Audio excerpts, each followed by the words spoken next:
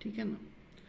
So let's see क्या क्या concept use होंगे, हम लोग इसको ब्रीफली देख लेते हैं। तो ये पता है ना, किसी भी फ्लूइड में अगर 2 पॉइंट हो, 2 एंड 1,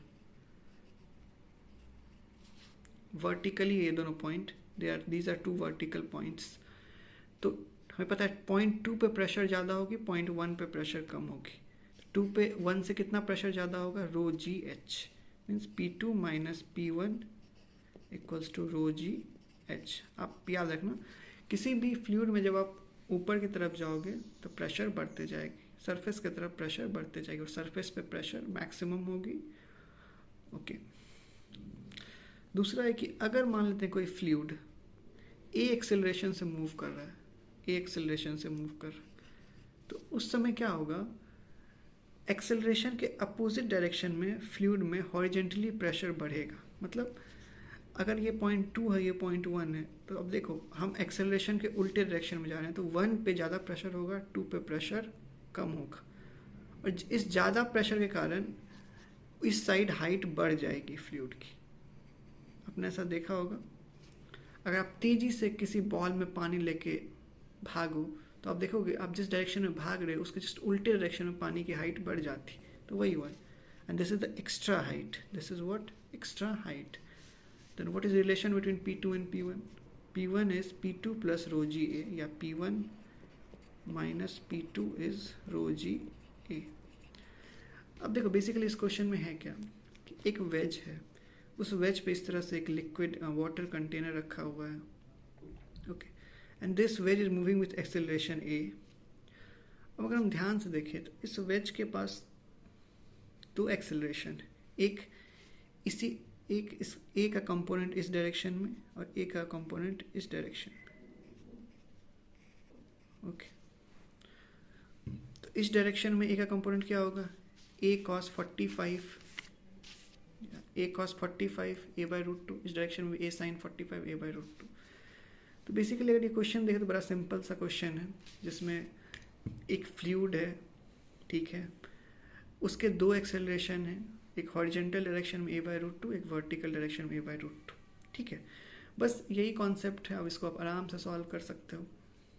तो लेट्स, और उन्होंने दे रखा है एक quantity beta, and what is this beta, this beta is P1 minus P2 by rho g D. और उन्होंने बीटा से रिलेटेड कुछ क्वेश्चंस पूछे हैं, बीटा 0 के बराबर है, या बीटा 0 से बड़ा है, या बीटा की ये वैल्यू है, या बीटा 1 बाई रूट 2।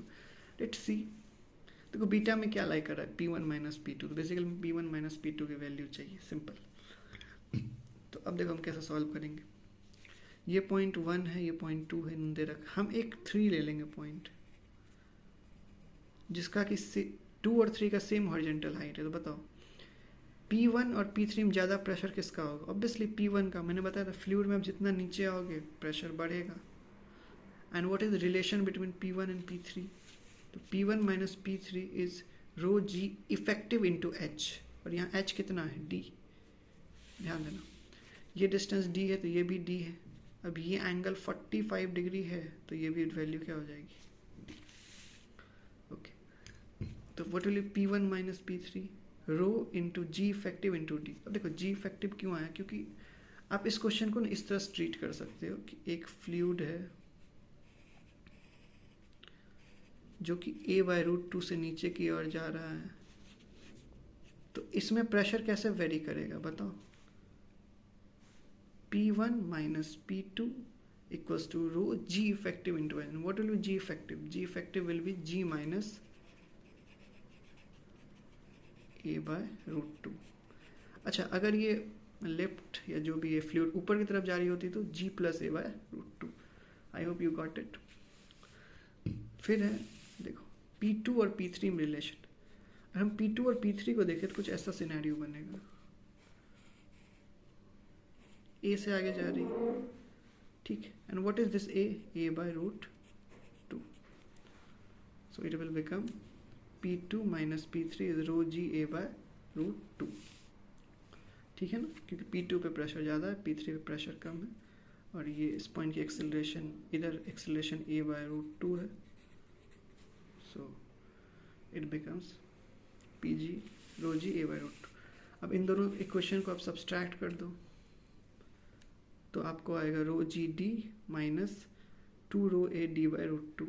आप क्या करो, रो जी डी से दोनों साइड डिवाइड कर दो तो आपको कुछ ये एक्सप्रेशन आ जाएगा, 1 minus root 2 a by g. अब देखो ध्यान देना, this is only our beta, this is only our beta, तो हमारा बीटा निकालना काम था। अब देखो बीटा इन्होंने बोला beta is 0 when a is g by root 2, beta is greater than 0 when a is g by root 2, beta is this when a is g by 2। तो बेसिकली देखो ए की दो वैल्यू ली गई है, g by root 2 and g by 2, a की दो ही वैल्यू ली गई है, g by root 2 and g by 2। अब देखो इंटेलिजेंटली सॉल्व करो, बड़े आराम सॉल्व हो जाए। तो when a is g by root 2, तो बताओ बीटा क्या होगा, 0। अब पुट कर दो, ए की value g by root 2, beta 0 हो जाएगा। तुम्हारा पहला ऑप्शन सही है, जी हाँ पहला ऑप्शन सही। अच्छा दूसरा, व्हेन ए इज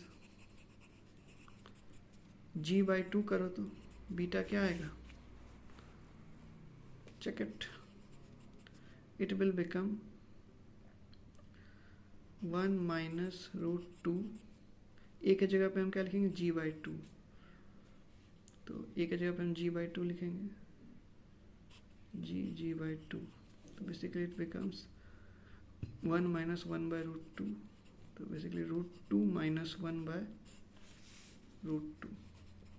तो हमारा कौन सा ऑप्शन सही होगा, सी सही हो जाएगा। अब ऑब्वियसली अगर ए और सी सही होगा तो ऑटोमेटिकली बी और डी गलत हो जाएगा, क्योंकि जब ए की वैल्यू जी बाई 2 है तो बीटा इतना है, ठीक है ना, आप देख लो। सो हमारा करेक्ट ऑप्शन ए और सी। Thank you.